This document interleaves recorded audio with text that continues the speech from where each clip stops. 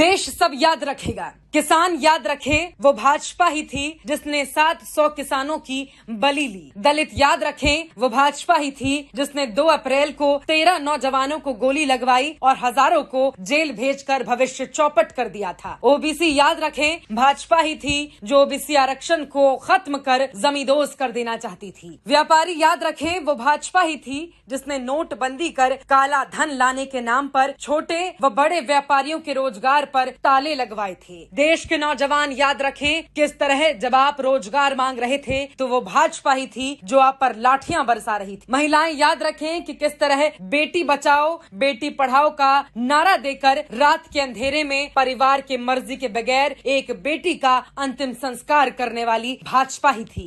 देश के सरहद पर अपने बेटों को भेजने वाले माँ बाप याद रखें पुलवामा हमला जिसमें 40 से ज्यादा जवान शहीद हुए थे, भाजपा की ही एक साजिश थी। देश के लोग वो कोरोना का दौर भी याद रखें जब देश को अस्पतालों की जरूरत थी तो मंदिर बनवाए जा रहे थे। जब लोगों को दवाई चाहिए थी तब ताली और थाली बजवाने में भाजपा लगी हुई थी। देश को अडानी अंबानी जैसे पूंजीपतियों के हाथों में बेचकर देश के नौजवानों को बेरोजगार करने वाली भाजपा ही थी। जो भाजपा को वोट देगा वो अपने साथ साथ अपने बच्चे अपनों के भविष्य के साथ भी गद्दारी करने का काम करेगा। भाजपा भगाओ देश बचाओ।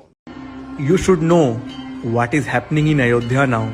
चौड़ीकरण, नया घाट से लेकर शहादतगंज तक 14 किलोमीटर लंबा रामपथ बनाया जा रहा है जिसके लिए सैकड़ों घरों और दुकानों को तोड़ा जा रहा है। इस रास्ते में आने वाली 30 मंदिरों और 12 मस्जिदों को भी हटाया जाएगा। अयोध्या की जनता चाहती थी कि ये बात आप तक पहुंचाई जाए तो मैंने पहुंचा दी। वैसे हर सिक्के के 2 पहलू होते हैं, ये किसी के लिए विकास है तो किसी के लिए विनाश। आप लोग विकास कर रहे हैं, कैसा विकास हो रहा है? ये कैसा विकास है? राम जी का मंदिर बनवा के सबके घर को तोड़ दो। इस तरह का अन्याय अत्याचार कितना नाम का नाम। गरीबों को और गरीब बना दीजिए, ये तो नहीं कहे राम ना राम मांगने आए कि पूरा बनवाओ, पूरे में हम रहेंगे, फिर विदेशियों को लाके बसाओ। हकीकत घर नहीं उजाड़ दिया जा रहा है, उठा उठा के फेंक दिया जा रहा है। घर ही नहीं तोड़ा जा रहा है, उजाड़ के फेंक दिया जा रहा है।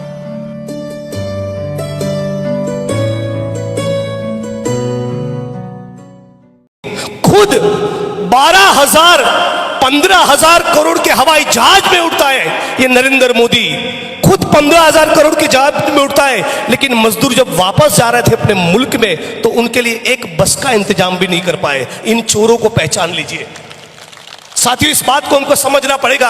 आज ये कह रहे हैं मेरी बहनों और माताओं को कि 450 रुपए में गैस का सिलेंडर देंगे। अरे बगल में गुजरात में आपकी सरकारें दीजिए ना, कल सुबह से देना चालू करो ना, तुमको कौन रोक रहा है?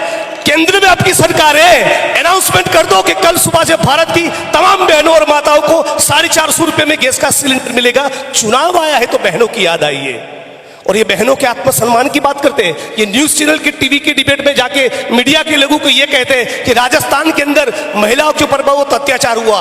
गुजरात के अंदर गुजरात की 19 साल की गर्भवती बेटी, उसके ऊपर सामूहिक बलात्कार हुआ। सुनिएगा, गुजरात की 19 साल की बेटी जो प्रेग्नेंट थी, जिसके पेट में बच्चा था, उसके ऊपर सामूहिक बलात्कार हुआ और उसकी आंखों के सामने उसके 12 लोगों को मार दिया और 3 साल की बेटी को भी दीवार के ऊपर पटक कर उसकी हत्या कर दी।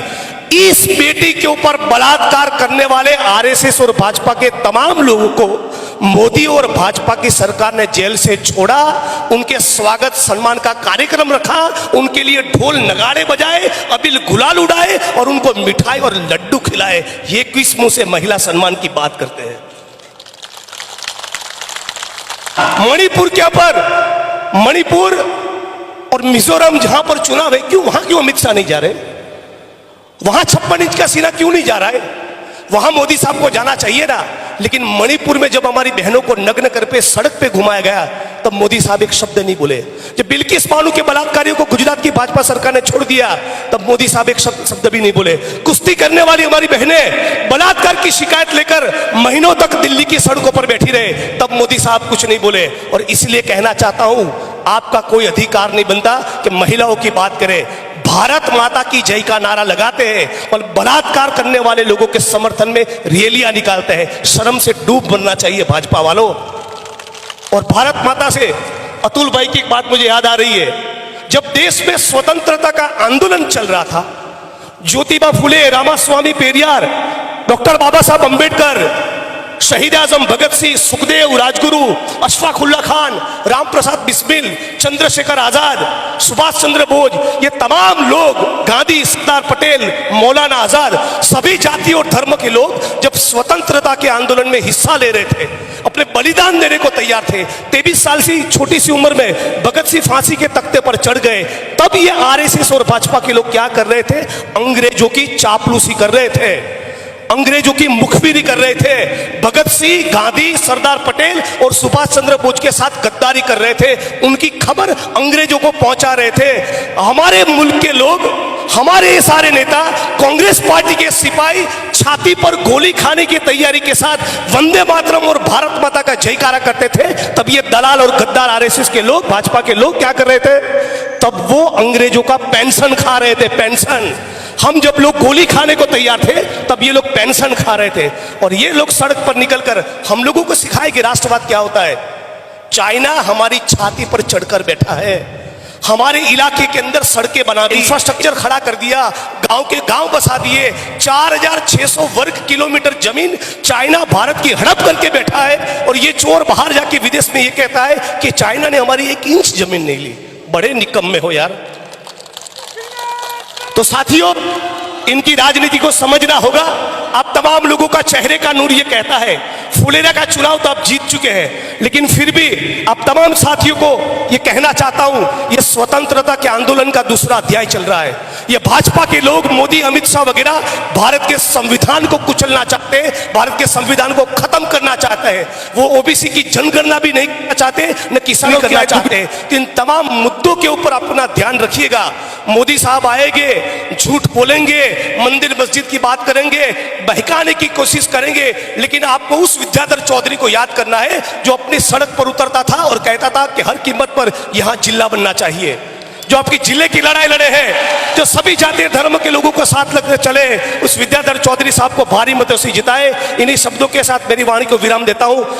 इमरती बहू छाता लगा, अमेठी की जनता ने क्या चमाट मारा है मेरे अहंकार को, मेरी अयोग्यता को और मेरी चुप्पी को। हाथरस में बलात्कार पीड़िता की लाश को कानून द्वारा आधी रात को जला देने पे चुप रहने का नतीजा है ये। मणिपुर की बेटियों के लिए आवाज ना उठाने का नतीजा है ये। हमारे देश की महिला पहलवान जब मेरे घर से 200 मीटर दूर अपनी इज्जत के लिए लड़ रही थी सड़कों पे, उनके लिए आवाज ना उठाने का नतीजा है ये। प्रज्वल रवन्ना की 4000 पीड़िताओं की हाय लगी है तुझे, किसान आंदोलन के 700 शहीदों की घर की विधवाओं की हाय लगी है तुझे, 86 औरतों की हाय लगी है तुझे जिनका हर रोज देश में बलात्कार होता है, अंजना की हाय लगी है तुझे जिसके भाई और चाचा की हत्या कर उसकी मां को निवस्त्र चौराहे पे खड़ा किया था, हर उस लड़की, हर उस बेटी की हाय लगी है तुझे जिन्हें पता है कि तुमसे बेटी तो नहीं बच पा रही है। तुमको तुम्हारी औकात दिखाई है जनता ने कि तुम देश का नेतृत्व करने के लायक नहीं हो, तुम हमारी महिला एवं बाल विकास मंत्रालय के लायक नहीं हो, तुम अपनी गोवा बाहर की टॉयलेट सीट पे बैठने के लायक नहीं हो। क्या बात कर रही हो? और लल्ली जरा किंचा भाई तनिक इज्जत बच गई हो तो त्याग दो राजनीति, तुमसे ना हो पा रहा है। और शर्म करो, शर्म कर लो अपने औरत होने पे, शर्म कर लो अपने एक माँ होने पे। हाँ भाई, आ गया स्वाद।